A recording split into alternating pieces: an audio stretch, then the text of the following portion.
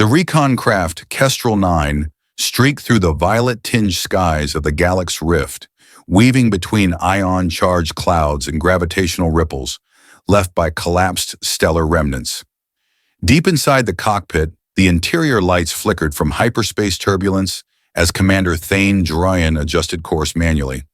His Terran uniform clung to his frame, dark gray with red military piping its high collar, stained by sweat and friction burns from too many close calls. Seated beside him in the co-pilot seat was HFY SCI-FI, a young female emissary of the alien race, known as the Ilarian bioluminescent beings from the deep orbiting jungles of Daralun IV. Her twilight blue skin shimmered in the emergency lights, hair cascading like liquid crystal strands curling as if floating in water. She glanced sideways at him with a grin. "Your names are too simple, Terran. One syllable, harsh consonants. Do your people choose them by drawing lots?" Thane smirked without looking away from the navigational display. "It's not the name that matters. It's what you do with it." She leaned forward dramatically, eyes glowing faintly in the dim cockpit. "My full name," she said with theatrical reverence, "is a harmonic alignment of planetary frequencies, recorded the moment I drew my first breath beneath the moon rings of Elveneth." "Sounds complicated," Thane replied dryly. "It's sacred," she corrected, feigning insult. "To hear it is to be tied to my soul. Forever." He raised an eyebrow. "Is that a threat or a promise?" HFY chuckled. "A riddle, perhaps. In Ilarian culture, if a foreigner guesses the harmonic resonance of one's true name and speaks it aloud, tradition says our fates become intertwined." Thane didn't laugh. He turned and met her gaze with sudden intensity. Then, without warning, he closed his eyes and sang. It wasn't a song in any conventional sense. It was a sequence of tones rising layered, weaving between frequencies. A hum, a whisper, a resonance that made the cockpit shudder as though space itself was listening. HFY froze. Her jaw slackened. Her pupils dilated. How she breathed barely audible. "I was trained," he said simply, "in acoustic encryption and harmonic mimicry. Didn't expect it to ever matter." "That wasn't mimicry," she said, voice suddenly raw. "You sang it." "Exactly. No Terran could have." She clamped her mouth shut. "That's not possible." Thane shrugged. "You dared me." The moment hung in electric silence, thick with implications neither was ready to say aloud. Outside, the stars blazed across the Galaxy Rift like fractured ice. Before anything else could be said, the proximity alarm blared. "Contacts at 5 o'clock, Thane muttered, flipping a series of switches. No transponder signatures. Could be pirates. Or worse. HFY snapped out of her stunned haze hands, moving across her console. "Not pirates. The signal degradation pattern is consistent with Draxari interceptors," they said in unison. Thane grimaced. "Great." HFY toggled the weapons array. "Looks like we'll have to delay our romantic interlude." Thane smirked again. "If this ends in a dogfight, that's the most Ilarian flirting I've ever heard." The Kestrel 9 banked hard through a tangle of plasma columns erupting from the broken moon of Joran Beta, their glow casting vivid shadows through the viewport. Behind them, 2 Draxari interceptors stayed in pursuit, faster, sleeker, and twice as aggressive. "Can't outrun them," Thane said, eyes narrowing. "But maybe we can lose them." He pointed to a jagged canyon carved by centuries of stellar wind on the planet's surface. "There," he said, "Cavern Run." HFY's expression brightened. "I love it when you risk our lives," Thane dove. The Kestrel screamed through the canyon like a blade cutting water. The walls grew narrow and flickered with magnetic storms confusing the Draxari targeting systems. Sparks flew from the hull as their ship scraped tight bends, but Thane's hands never faltered. 10 seconds to magnetic shelter, HFY warned. "If the field readings are accurate, they never are." Thane grunted, guiding the ship into a narrow cavern beneath an overhang. The moment the Kestrel entered its signature, vanished from enemy scanners. Behind them, the Draxari skidded off course, overshooting the canyon and vanishing into the darkness. Inside the cavern, the hum of the engine softened to a low purr. The danger had passed. For now. Inside the stilled cockpit, only the breathing of 2 people filled the air. HFY turned to Thane, her voice low. "You didn't just repeat sounds. You understood what you were saying." "It's a curse of my training," he admitted. You learn to feel meaning in sound. Resonance isn't just noise, it's intention, emotion, context. Then you knew what you were saying when you spoke my true name. He looked at her unflinching. Yes. Her pulse quickened. She stood stepping closer. Then by my people's law, we are bound, soul to soul. I don't believe in superstition, and I don't believe in coincidence, she said. Yet here we are. Hours passed, with the cavern's interference field masking them from further scans, and the comms blacked out. Thane powered down the ship to conserve energy. Emergency lighting filled the cockpit with a soft amber glow. They sat in silence. The tension between them changed. No longer professional, no longer playful. Intimate. Is this the part, Thane asked softly, where we pretend we're just two diplomats on a recon mission again? Virali smiled faintly. We could, but I don't think either of us is capable of lying to ourselves anymore. She stood and moved to sit beside him in the narrow seat. Without words, they shifted, adjusted. Bodies closed her cool skin, brushing his human warmth like a living pulse against her. Outside the cavern, ion winds howled across ancient stone. Inside the kestrel, something ancient stirred. Not tradition, not law, but choice. A bond that transcended biology, culture, and duty. A name spoken not in conquest, but in curiosity. A name that had bound them before either realized they had been looking for it. The cavern above them pulsed faintly with electromagnetic interference, casting slow-moving shadows across the cockpit of the Kestrel 9. Though hours had passed since the Draxari scouts had been shaken from their tail, Vireli and Thane had remained quietly nestled in the flickering silence. Not a word spoken, not a touch made without meaning, but neither was ready to ask, "What happens now? I can't stop thinking about it," Vireli said at last, her voice like water dripping through still air. Thane turned his head slightly, one arm draped behind her in the crammed seat. The name she nodded slowly. "It's more than a sound to my kind. It's a soul print, like a genetic melody tied to memory, heritage, spirit. To speak it is to step inside someone." Thane exhaled through his nose, and I bulldozed the front door. "You didn't just guess, you sang it." She turned to face him, silver lashes catching the amber glow. "You didn't recite, you felt it." Thane looked away troubled. "I didn't mean to force anything." "You didn't," she said softly. "You didn't force, you fulfilled." They sat there with that weight for a while, two trained emissaries of warforged civilizations, caught in something far older than treaties. "I was raised to believe names were a code," Thane muttered. "Unlock the code, access the meaning. Turns out meaning hits back." Vireli smiled faintly. "That's the first thing you've said that sounds Alarian." A chirp interrupted their reverie, then another. The Kestrel's AI, old patchwork and slightly sarcastic, flashed a blinking red symbol across the console. "Power core levels dropping. Estimated operational time 4.8 hours. Thane leaned forward and swore under his breath. "The interference is draining the core faster than I thought." Vireli straightened. "We need to find a relay out. If we stay too long in this field, we'll be completely stranded." Thane was already scanning the canyon's topology. "We'll have to make a run west toward the spine ridges. There's a pre-Union listening post embedded in the cliffs. They're probably abandoned, but with luck, we can tap a comm burst. And if the Draxari are still patrolling, then we fly low, fast and quiet," he said, powering up the systems. The Kestrel 9 groaned to life. Vireli rose and checked the weapons diagnostics. "I'll man the cannon station." Thane glanced back at her. "You sure I'm not just a diplomat, Thane?" she said, voice level. "I was a blade singer before they gave me a title." He didn't know what that meant in detail, but something about the tone said, lethal elegance. "I believe you," he replied. Within minutes, the ship slipped from its hiding place and hurtled across the terrain. The world of Devoran III stretched beneath them, all fractured cliffs and jagged outcroppings, the atmosphere streaked with light from ancient meteor trails, and the gravitational tears of the nearby collapsed dwarf sun. The Kestrel flew like a ghost between peaks. Vireli kept her eyes on the motion sensors. "So, do you make a habit of soul-binding alien women on patrol missions?" Thane chuckled under his breath. "Only when I'm bored." She smirked. Terran arrogance is a universal constant. Some of us make it charming. Before she could respond, a harsh chime blared across the cockpit. The long-range sensors lit up two red triangles blinking on the display. Inbound signals. Draxari gunships, Thane said. They've circled back. Are they scanning looks like active pings?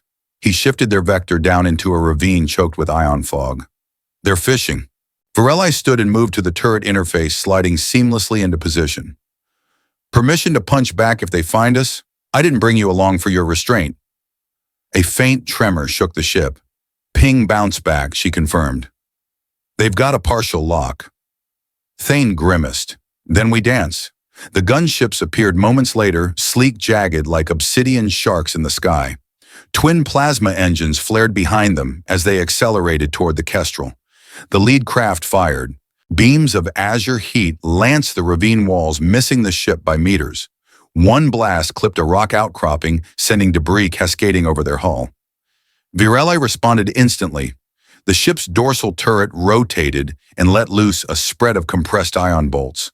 One hit home, grazing the side of the left gunship and sending it spiraling momentarily. Nice, Thane muttered. Remind me never to argue with you. Then stop being wrong so often, she snapped, adjusting her firing angle.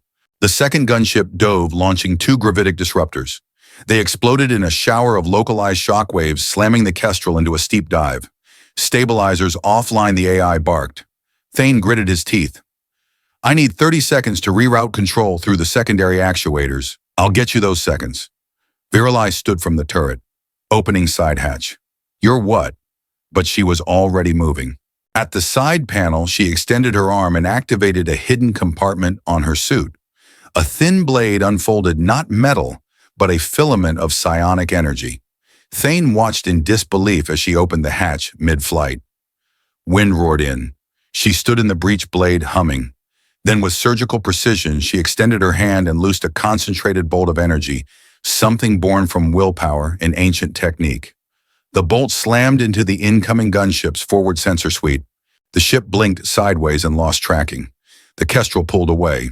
Thane shouted over the wind, "You insane, brilliant maniac!" She smiled into the wind and pulled the hatch closed. Minutes later, they reached the ridge. Smoke trailed from the Kestrel's side and sparks flickered from exposed panels. They touched down on a fractured landing pad overgrown with vine-like crystalline growths. The abandoned outpost loomed ahead, half buried in rock slide, but partially intact. This is it, Thane said. Either we get a signal out, or we're stuck with poetry and recycled air. Lead the way, Commander Virelli replied, adjusting her blade emitter back into place. Inside the facility smelled of rust and old static. Panels flickered sporadically, and a cold wind howled through broken vents. Thane worked on the comm interface, reconnecting power through jury-rigged stabilizers. "Give me 10 minutes, he muttered. Virelli walked the perimeter, fingers brushing the walls. These walls remember things, she whispered. What kind of things? Despair, but also defiance. Thane didn't answer. His hands moved quickly, rewiring conduits. Finally, the main console buzzed to life. "Comms online," he said. "Short range only. I can boost the signal if I piggyback onto the old Terran satellite relay still orbiting."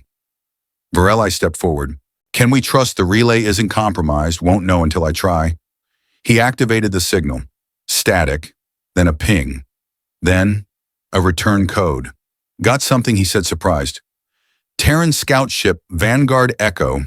They're 12 hours out." Virelli smiled. "Then we wait." That night, they camped inside the relay tower, sharing ration packs and stories from different worlds. The canyon outside pulsed with distant lightning. At one point, Thane turned to her and asked, "Did your people ever regret the soul-binding tradition?" She looked into the dark. "No, not once. It's terrifying, but so is every truth worth feeling."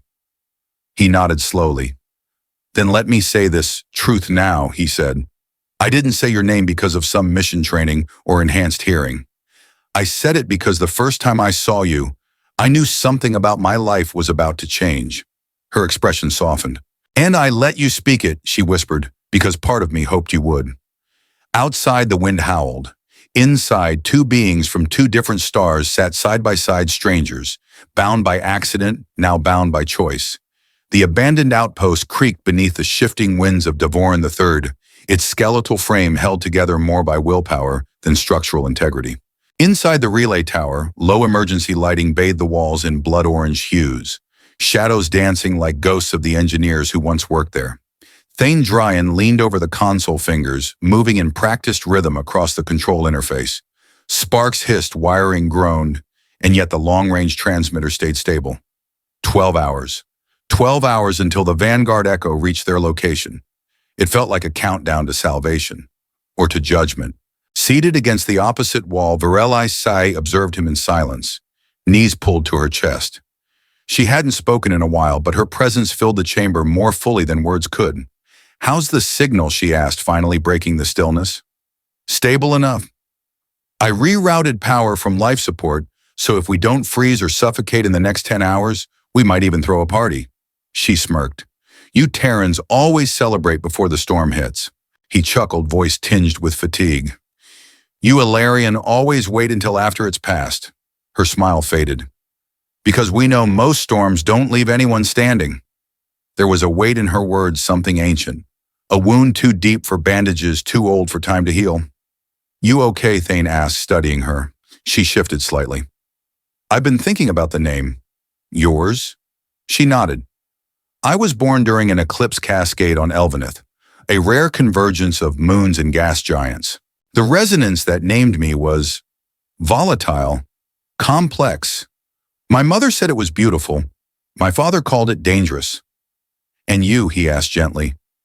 "I've always feared what it would tie me to." She looked up. "Until now." Silence stretched between them, not awkward, but reverent, like a moment of breath before the plunge. Thane crossed the floor, sat beside her. "I'm not here to chain you to anything," he said softly, "name or no name." "If you want to break the bond, I don't," she interrupted. "That's what terrifies me most." He swallowed hard. A sudden tremor shook the tower. Loose metal clanged somewhere above. Both of them shot to their feet. "Seismic instability," HFY asked, already scanning the structural sensors. Thane checked the motion display. No, that wasn't the planet. A signal ping echoed through the console, encrypted, spiked with a Draxery signature. "Gunships," he muttered. "They're scanning again. Closer. How long before they pinpoint us? If they've already pinged our heat signature, maybe 10 minutes? He slammed a palm against the wall. "Damn it. We're running out of hiding places." She didn't flinch. "Then we run." He gave a mirthless grin. "Again, you keep saying you hate cardio, yet here we are." He grabbed his gear. "If they're scanning this facility, we can't be here when they decide to burn it down." HFY's hand hesitated on the control panel. "What about the signal to the Vanguard? I'll leave it on a loop. If they follow the coordinates, they'll find the ruin and nothing more. And us, we stay alive long enough to meet them halfway." She stared at him for a moment, then nodded. "Let's move." The two of them slipped out into the canyon beneath the silver moons of Devoran III, their boots crunching across the wind-carved rock. The atmosphere shimmered with plasma veils drifting from the horizon, remnants of magnetic storms that fed the strange landscape. They moved fast, following a natural path between obsidian cliffs, using blind spots and thermal distortion zones to avoid scans. The plan was simple: reach the western ridge, activate an ancient observation buoy, and use it to bounce a dead-drop beacon toward the incoming Vanguard Echo, assuming they made it that far. About half an hour into the trek, HFY stumbled. Thane caught her by the elbow. "You good?" She nodded, though her breathing was uneven. "Just a flash. Noise in the air." He frowned. "Are you picking up interference?" "No. Not electronics." Her voice turned quieter. "Something else. Something emotional." He didn't ask for details. She told him before Ilarian could sense residual emotional imprints left in certain materials, especially structures tied to trauma. Thane scanned the area. A nearby ridge jutted out at an angle that didn't match the terrain. He approached and swept his scanner over it. "Bunker door," he confirmed. "Terran make. Old, pre-fall era." HFY pressed her hand to the stone. "There's something inside. A memory that doesn't want to be found." Thane looked at her carefully. "Do we leave it?" She hesitated. "No," she said finally. "I need to know." They pried the hatch open after 10 minutes of work. Rusted gears shrieked as stale air hissed out into the cold canyon night. Inside was a small chamber, barely 5 meters square. Shelves lined the walls, some with storage crates, others with thick data cores etched with warning symbols. But at the center was a stasis chamber, cracked open and empty. Someone slept here, Thane murmured. But not anymore. Varelli touched the rim of the chamber and gasped. Thane was beside her in an instant. What is it? I saw flashes. Not mine. His. She knelt. A Terran. Hiding. Alone. Talking to himself. Singing into the void. Hoping someone would remember him. Her voice trembled. But no one came. They stood in silence, absorbing the presence of the long dead. Thane walked over to one of the data cores. The label had faded, but a partial name remained. Project Echoheart. He frowned. I've heard of this. She raised her head. What was it? An early experiment in neural adaptation for deep space communication. The idea was to turn the human brain into a long-range signal receiver. They implanted subjects with resonance translators, tied them to harmonic frequencies. Varelli blinked. So they trained humans to hear names, not just hear, Thane said grimly. To feel them, to understand them without language. Her eyes widened. How many survived? He met her gaze. None were supposed to. And yet Thane was here, hearing names, repeating them with precision. Her breath caught. Thane. He shook his head. I don't remember signing up. Maybe I was part of it. Maybe I was left behind and recovered later. I only remember waking up at a medical station in the belt with no background and a head full of echoes. You're an echo heart, she whispered. And that's how you knew my name. Thane looked back at the empty stasis pod. Looks like I'm not the first to come through here. He touched the rim, then stood. We have to move. We'll process this later. She nodded slowly. Lead the way. They emerged from the bunker into a canyon now shimmering with heat signatures. The Draxari gunships were back sweeping low. Too many to outrun now, Thane muttered. They must have tracked the broadcast after all. Varelli placed a hand on her Blade Singer emitter. Then we stand.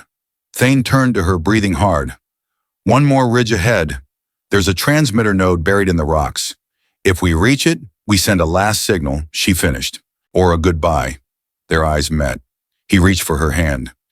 You don't have to follow me into this. Her fingers tightened around his. I already did.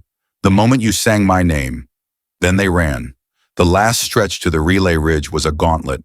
Thane Drayan and Varelli Say sprinted across jagged stone, breath hot and ragged shadows, stretching across their path like grasping hands. Above them, the twin moons of Devorn III had vanished behind churning plasma clouds, and Omen neither wanted to acknowledge aloud. Behind them, the shriek of Draxari gunships echoed off the cliffs, their blue thrusters carving streaks into the dark. 30 meters, Thane shouted over the wind, motioning toward a black monolith half buried in the ridge. That's the node. Varelli's blade emitter hummed to life in her palm, blue-white energy flaring along its edge. I'll cover you. No, he began, but her momentum carried her ahead, pivoting to face the narrow gorge behind them as he bolted for the transmitter structure. The first gunship crested the ridge, its lights sweeping wildly, searching. Varelli didn't wait. She raised her arm and sliced a clean arc into the air. From her blade, a pulsed wave of psionic energy erupted, slamming into the gunship's cockpit. The vehicle veered hard, stabilizers flaring, and clipped the canyon wall before it recovered. Thane reached the monolith. He slammed a shoulder against the side panel. Dust burst from the seams and the metal groaned open, just wide enough to reveal an ancient Terran interface. He recognized the model, a pre-fall relay switchboard, hardwired for orbital bounce with manual overrides. Perfect. As he worked, his mind flashed back to the bunker they'd found. The label burned in his memory. Project Echoheart. A failed attempt, they'd said. But he'd spoken Varelli's name like he had carried it inside him since birth. Now he was running through haunted canyons and firing up forgotten tech as Draxari closed in. Some failure, he muttered, fingers dancing across controls. Behind him, another explosion rang out. He turned in time to see Varelli leap sideways, dodging a blast that tore a smoking crater into the stone where she'd stood. Her breathing was ragged, her body low and tense, like a predator about to strike. Thane, Aros, she called out. Talk to me. I'm syncing the transmission array, now need 20 seconds. Then you have 15, she hissed, spinning, as a second gunship descended behind her. Thane gritted his teeth and overrode the authentication protocol. The system responded barely, its ancient software groaning to life. He could feel it like a resonance in his spine. His mind buzzed. His heart pounded not just with fear, but with frequency. He remembered something. A voice not his echoing in his head, like an old radio transmission looping through static. Those who carry the names are the bridges. Don't let them break. Was it a memory, a hallucination? He didn't know. But he spoke, softly, clearly, into the console. HFY SCI-FI, he said. The name rippled into the machine like light through water. The console responded, symbols, shifting, aligning. The transmission encoded instantly. A burst, a flare of white light, signal sent. Back by the ridge, HFY stumbled. Her blade emitter flickered. She had overextended herself, the last pulse had drained her, and even Alarian bodies had limits. The gunship rose, a shadow of metal and malice above her. It charged its primary weapon. Her fingers slipped. She braced herself, and then the sky cracked. A thunderclap without sound, a streak of gold and obsidian descending from orbit. The Vanguard echo, sleek, uncompromising. It came in low shields flaring and released two kinetic disruptors that slammed into the side of the Draxari gunship. The vessel exploded in a blossom of blue flame. The second ship tried to flee, but was intercepted by a precision strike from orbit, a railgun round fired from high atmospheric position. Silence returned. Then the wind. HFY collapsed to one knee, exhaling a shaking breath. Thane ran to her, skidding beside her in the dust. You all right? She nodded weakly. Signal. Got through. Yeah, because I said your name. Again. She laughed softly.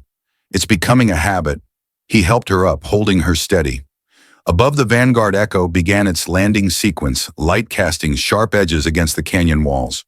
Relief flickered across Thane's face. They had made it.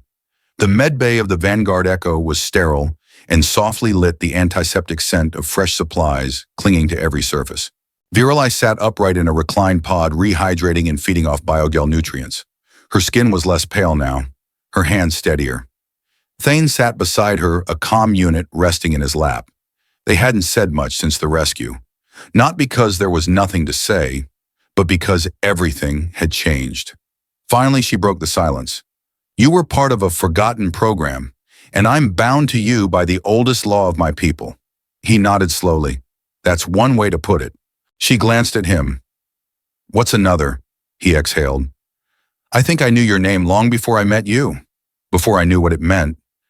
I think I was carrying it like a frequency in my soul, waiting for the right resonance to unlock it. She reached for his hand. I was afraid you'd say something like that. Why? Because it sounds like fate. He smiled faintly.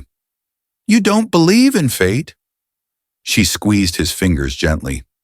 I believe in choices. A knock at the door interrupted them. The Vanguard's captain entered, Commander Ilian Rowe, a tall Terran woman with an iron stare and a datapad in her hand. You two are becoming the most talked about pair in the outer fringe. Thane straightened. Good to see you again, Commander. Rowe gave a tight smile. You have no idea what kind of firestorm your signal triggered. She tossed the datapad on the table.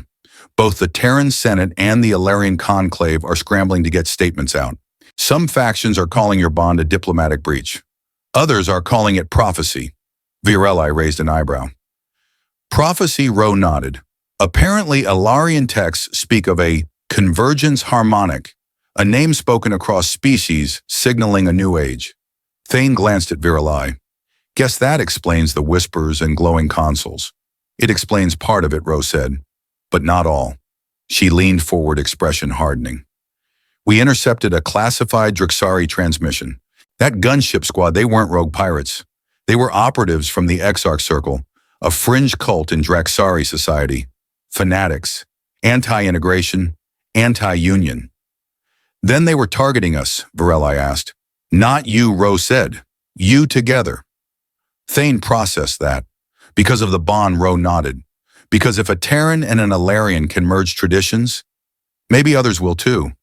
And they can't allow that, HFY whispered. No, Rowe said. But that ship has sailed. There are already protests and celebrations across both homeworlds. The word is out. She turned to leave. Oh, and Thane, she added at the door. You'll want to check the relay logs. That old post you used wasn't just a relay.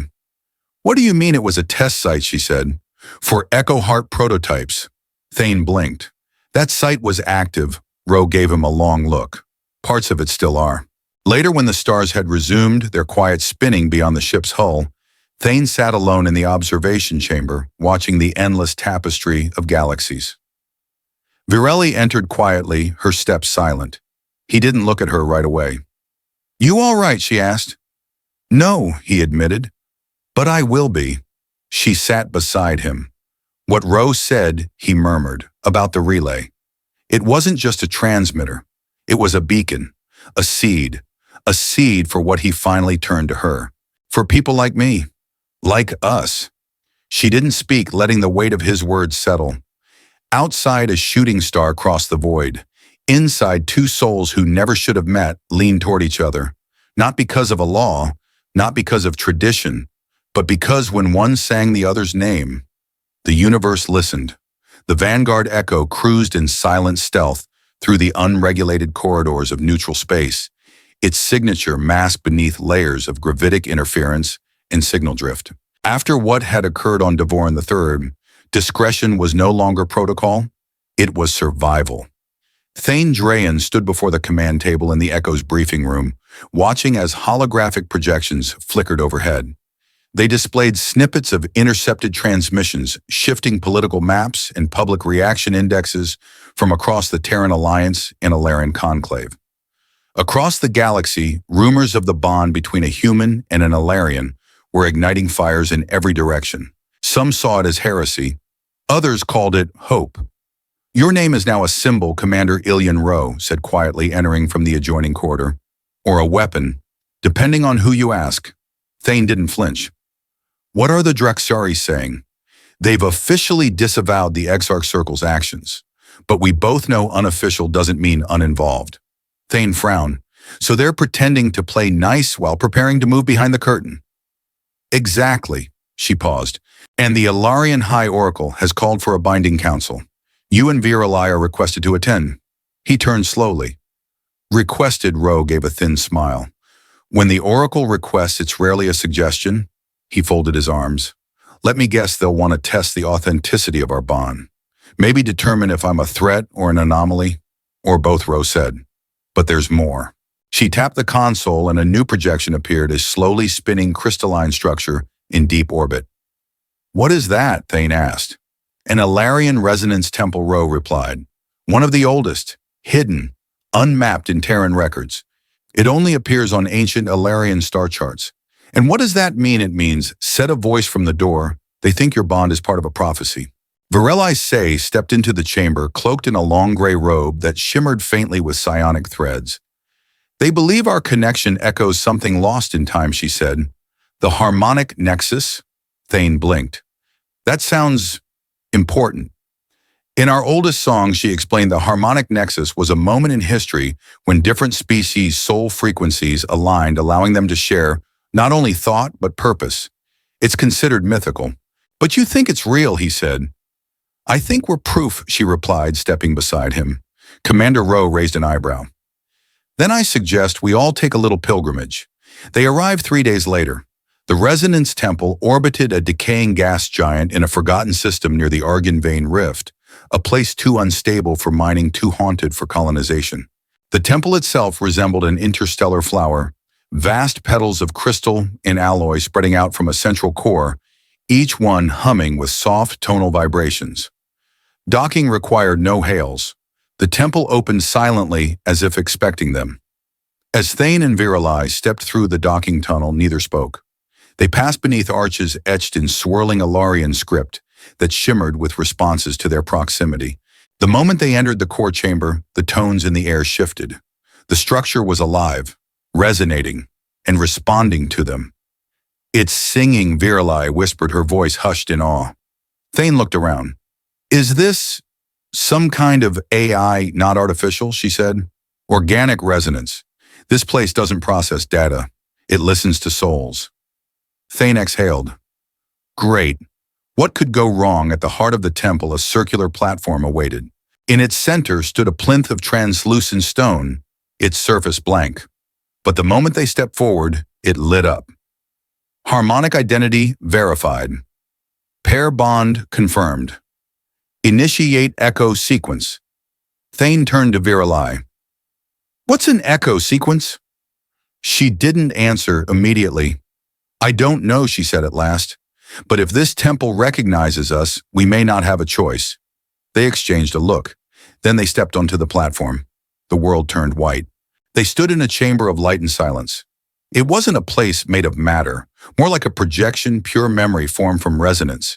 Figures appeared around them, humanoid and alien, some familiar, some utterly beyond comprehension. These were ancient echoes of those who had bonded before. Thane heard voices in his mind, not words but harmonics that conveyed emotion, intention, truth. Two become one. One becomes many. The song repeats. Virelai stood frozen, hand clenched at her side. Do you hear it? She asked, voice shaking. He nodded. It's like we're part of something older. Then the scene shifted again. A vision unfolded, distant future or long-forgotten past. Worlds torn by war, civilizations unraveling. But then rising from the chaos bonds between species, humans and Ilarian, Draxari and Vesh, hybrids forming bridges through understanding. And in the center a child, not one or the other, but both. A symbol of peace forged through the impossible. Thane and Virelli stood in stunned silence. Is this our future? He asked. I think it's our choice, she whispered. They awoke back on the platform, their bodies unharmed, but changed. Commander Rowe and her science officer stood nearby, monitoring vitals. You were inside for less than 10 minutes, Rowe said, but your neural scans spiked into frequencies we can't even chart. Thane looked at Virelai. It showed us something. A possible path. She nodded. Not guaranteed, but possible. Rowe crossed her arms. Then we better make sure it's not lost. She held out a data pad. This is a formal order from both the Terran Alliance and the Ilarian Conclave. Joint custody, joint protection, and a joint mission. Thane took it. What mission? To find the other nodes, Rowe said. There are more temples, more harmonics, more echo hearts. The program wasn't limited to one site. Virelli stepped forward. You think there are others like Thane? I think he was the first to awaken, Rowe replied. Not the only one. Thane exhaled slowly. So this is just the beginning. Virelai took his hand, her grip steady. Then let's write the next verse. 3 weeks had passed since Thane Drayan and Virelli Sayer had activated the Resonance Temple and triggered the harmonic echo sequence. In that time, the galaxy had quietly begun to rearrange itself around them. Alliances whispered, enemies listened. Old orders stirred, and someone else woke up. The Vanguard Echo hovered in the upper atmosphere of Calor 9, a storm-racked gas giant where the next resonance signal had led them. Anomalies in the planet's electromagnetic field had recently revealed what lay beneath the churning clouds, a structure of impossible scale, half sunken into the planet's molten metallic core. Looks more like a tomb than a temple. Thane muttered, staring at the feed from the orbital probe. Virelai stood beside him, arms folded. Her long coat shifted subtly with each motion of the ship's artificial gravity. It's dormant now, but it's listening. I can feel it. From the command deck, Commander Rowe's voice came through the intercom. We just received a Class 1 encrypted burst from Terran intelligence. Unauthorized resonance transmissions have been intercepted across 3 sectors. You need to see this. Inside the briefing room, Rowe tossed a hollow core onto the center console. It bloomed into a display of recent detections. The map was alarming. Multiple resonance nodes had activated in rapid sequence, none of them part of sanctioned projects. What are we looking at? Virelai asked. Rowe's tone sharpened. Echo heart candidates, dormant ones, waking up, but not all are responding peacefully. Thane's eyes narrowed, meaning what Rowe tapped one red blip on the edge of the spiral arm. This one here, the Vexa station burst, originated from a mining colony. 4 confirmed deaths, psychic overload. Whoever woke up there didn't control their harmonic interface. Virelai winced. Unchecked resonance activation can cause neural degradation, or worse, sympathetic psychic explosions. Ro nodded grimly. The Alliance is scared. So is the Conclave. And the Draxari are already spinning it as evidence humans were experimenting with forbidden frequencies. Again, so we're not alone, Thane said. There are others. And not all of them are stable, Virelli added. Thane looked to Ro. What's the mission? She hesitated. This one's off the books. You and Virelli will take the Pathfinder class Corvette Verity low signature unregistered. You'll investigate a surge on Kalis Verge, a fringe planet just outside the Concordance influence. No official comms. No Alliance insignia. You think there's another Echo Heart there? Virelli said softly. Ro nodded. One that's screaming for help or a fight? The Verity was small, sleek, and fast. A ship built for silence. Thane and Virelli departed under cover of false signals, posing as civilian contractors headed to Kalis Verge for atmospheric survey work. No one questioned their passage. No one should have cared. But someone was waiting. Kalis Verge was dust and wind and iron.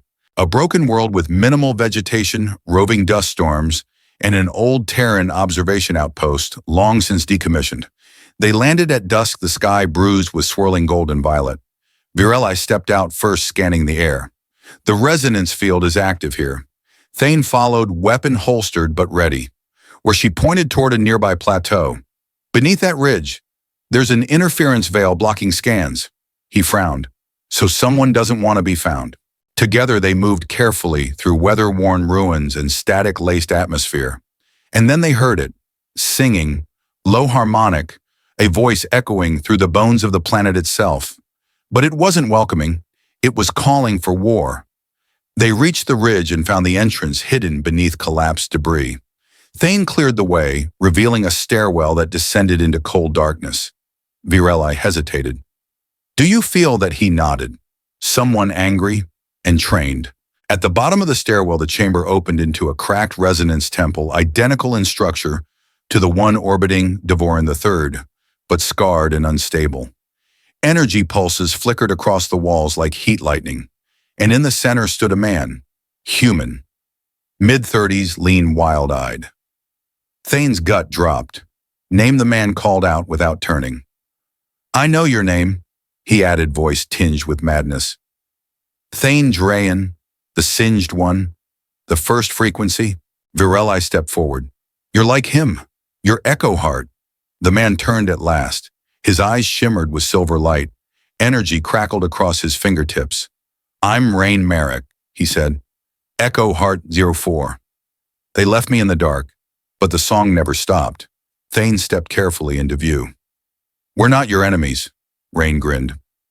No. You're just the reason I was activated early. What do you want? Virelli asked gently. I want the song to stop echoing lies, Rain spat. They trained us to hear the truth, then locked it away. His gaze flicked to Thane. You broke the silence. You bonded with the enemy. You set off the war. There is no war, Thane said. There will be. Rain raised his hand, and the resonance chamber surged with unstable energy. What followed wasn't a fight in the traditional sense. Rain didn't attack with weapons, he attacked with sound, with harmonic blasts that rattled bone and shredded thought. Thane staggered as a pulse slammed into him, dragging up half-forgotten memories, training rooms, screaming voices, neural calibration chambers. Beside him, Virelli sang, not with her voice, but with her essence. She countered Rain's attack with harmonic shielding, matching tone, with tone frequency, with frequency. Thane, she shouted, her skin glowing with psionic light. You have to link with him, sync frequencies. I don't know how. Yes, you do, Thane closed his eyes. He let go of the noise, and he listened. Beneath Rain's rage, beneath the chaotic pitch, there was pain, a longing for connection, a broken melody begging to be resolved. Thane opened his mouth and sang, not with voice, but with soul. Rain faltered just for a moment. Thane's resonance found his, a note that echoed perfectly between them. And just like that, the attack stopped. Rain collapsed, gasping. Tears fell freely. No one ever sang back, he whispered. Later aboard the Verity, Rain rested in the medical bay, sedated but stable. The resonance chamber had shut down, pacified by the sink. Thane stood beside the viewport, watching the barren world recede beneath him. He was never given a bond, Virali said softly. Thane turned. Just the programming. She nodded. Without someone to echo, the song turns in on itself and becomes a scream. Thane looked down at his hands. How many more are out there like him? Virali reached for him. As many as it takes, she said, until we remember why the names matter. Thane squeezed her hand gently, then looked to the stars, knowing their song had only just begun. The Verity moved in silent drift mode through the outer edges of the Draskel Veil, a starless expanse between systems where long-range scanners went blind and communications echoed like ghosts. Here there were no beacons, no patrols, no oversight, just dust, wreckage, and memory. Inside the command cabin, Virali Say traced patterns along her wrist, display her brows furrowed. Still nothing, she murmured. The harmonics here are flat, dead. Thane Drayan leaned back in his chair, arms crossed. Dead how? No active nodes, no residual energy. It's as if this region was purged. He nodded slowly. That checks out with what Commander Rowe's message implied. About Echo Heart no one, yeah, Thane said. This is where they buried the first failed prototype. Virali looked up. And by buried, you mean they wiped the facility, scrubbed the data, disavowed the records. Echo Heart 01 was deemed a collapse, too unstable, too human. But they didn't destroy the subject, she said. Did they? Thane's silence was answer enough. An hour later, they set down on what once had been a moon, Orion Beta 5, according to the oldest Terran maps. Now it was a graveyard, twisted metal, cracked hulls of research stations half swallowed by drifting regolith. Debris fields circled like frozen halos above the fractured surface. The landing platform groaned beneath Verity's weight as the dust cleared. I've seen derelicts before, Thane said, strapping on his armor. But this one's humming. Virali tapped her helmet to engage filtration. You feel it too. They moved through the corridor remains of Station Virex, the original Echo Heart test site. Its black walls were scorched, warped from a violent energy release long ago. Echoes lingered here, not psychic, but something deeper. They passed a shattered lab, then an intact one, and that's where they found it. A cryopod dormant and sealed beneath layers of hardened alloy. Still powered, still intact, still occupied. Back aboard Verity, they ran diagnostics. The figure inside the pod was a woman, human, early 40s, in cryo years, though her biological signature showed enhancements far beyond standard. Subject designation EH01, name Kaela Voss, status, contained directive, do not awaken, do not awaken. Virali whispered, reading the warning etched in 3 languages. She was the first, Thane said, staring through the glass. The first person to carry the Echo Heart resonance, before the program collapsed. Virali's voice was tight. Then why preserve her? Thane tapped the glass. Because maybe someone couldn't bear to kill her. Or maybe she locked herself in. Rain Merrick's broken mind had been a result of forced exposure to harmonics without a bond. But what had happened to Kayla, and what had she become in the silence? They debated for hours. Leave her be. Contact Rowe. But deep down, they both knew they had already made the choice. Thane input the override code etched into a panel beside the pod in faded digits. The seal hissed. The cryo mist released with a whisper, and Kaela Voss opened her eyes. She sat still for several minutes, blinking slowly as her senses recalibrated.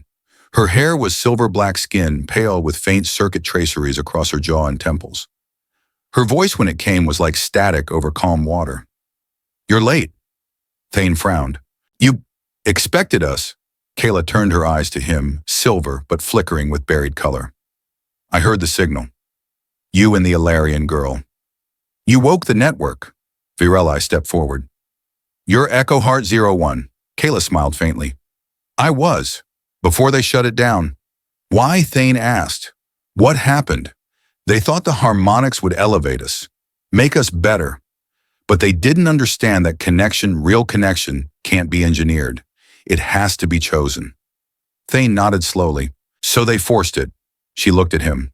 They tried to pair me with 12 different alien candidates, 12 failed resonance bonds. The 13th broke me. Then how did you survive? Viralai asked. Kayla looked out the viewport. I didn't. Not as I was.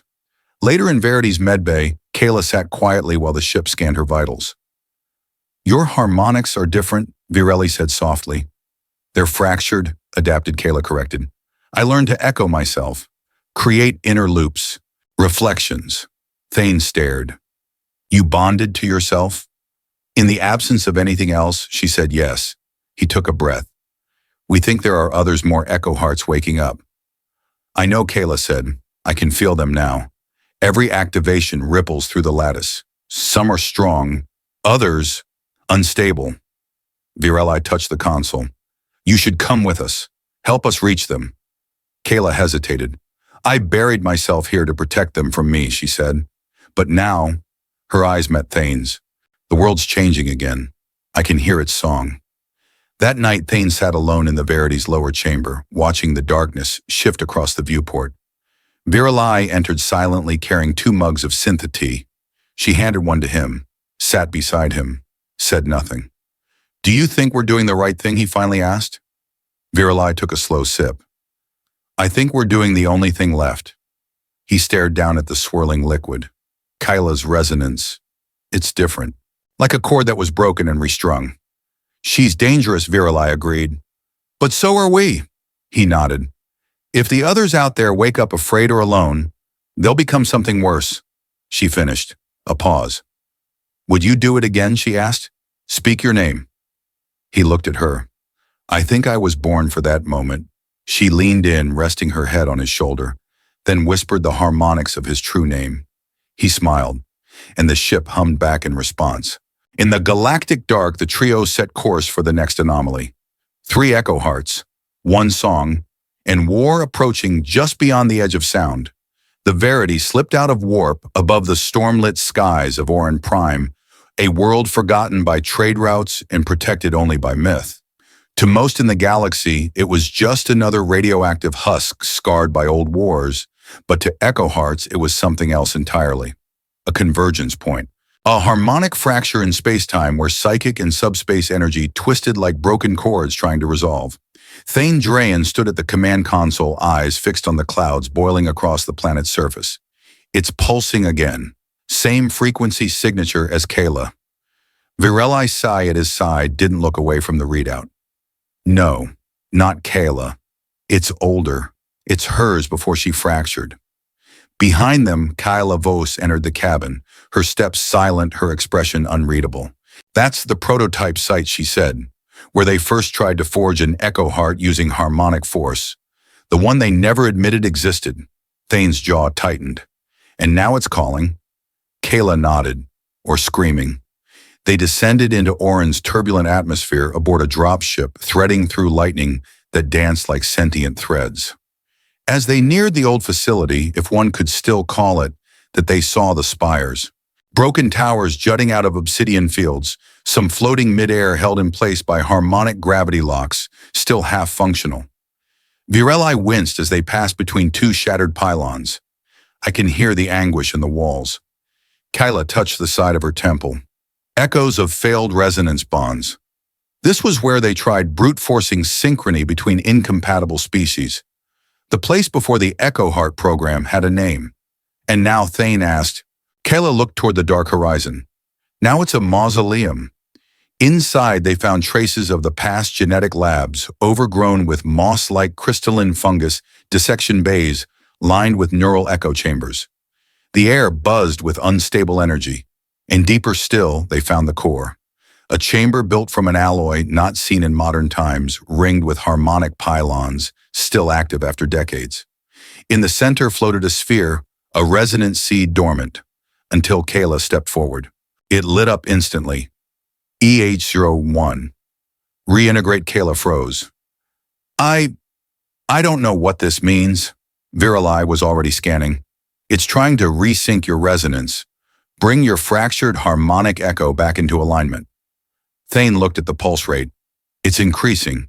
If it hits a feedback threshold, it could collapse the entire lattice, Kayla whispered, or awaken something worse. Before they could act, the lights dimmed. A voice echoed around them, not spoken, but broadcast directly into their minds. You should not have returned. Three armored figures stepped from the shadows, tall humanoid faces hidden behind harmonic filtration masks. Each of them pulsed with unstable resonance. Echo hearts, but not natural ones. Failed copies, Kayla said softly. They made more after me. You abandoned us, one hissed through the filters. You were the original. We were your replacements. They called us nullbinds, another added. But we adapted, and now we'll take your place. Thane stepped forward. You don't have to do this. We can help, the lead nullbind's voice crackled like breaking glass. We don't want help. We want to rewrite the song. They attacked. What followed was unlike any battle Thane had fought. The nullbinds didn't shoot. They harmonized waves of psionic dissonance that shook the temple's foundations, warping gravity and twisting perception. Kala countered with mirror tones, reverberating frequencies, tuned to disrupt their pulses. Thane moved through the chaos like a ghost, his body trained for physical war, his mind riding the edge of harmonic sensitivity as he kept the nullbinds away from the core. Virali sang. It wasn't music, not in the traditional sense, but a high-focused frequency designed to heal the space tone by tone. She wove harmony around the chaos. One nullbind faltered, screaming as the resonance overwhelmed them. Another collapsed, short-circuited by Kayla's mirrored loop. But the last, taller, older, stronger, made it to the core. He slammed his palm into the resonant seed, and everything ruptured. Time fractured. Thane found himself reliving memory. Not his, Kayla's. He saw her waking in a sterile lab, being paired, rejected, injected, collapsed, screaming. He saw her fracture, splitting her resonance into multiple threads just to survive. Then he saw himself a child standing in a calibration chamber, crying as tones were played into his skull.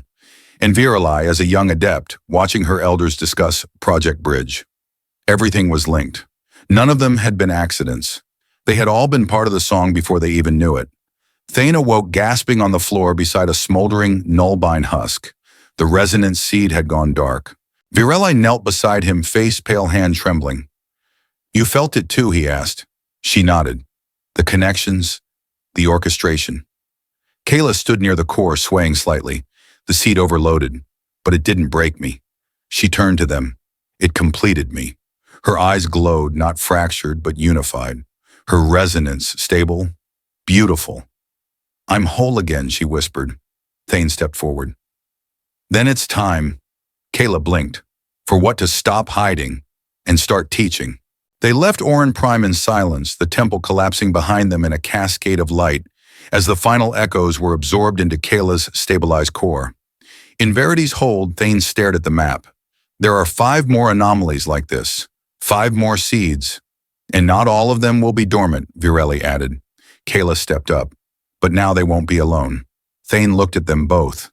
Then let's wake the next. He reached out, touched the controls, and the stars shifted once more.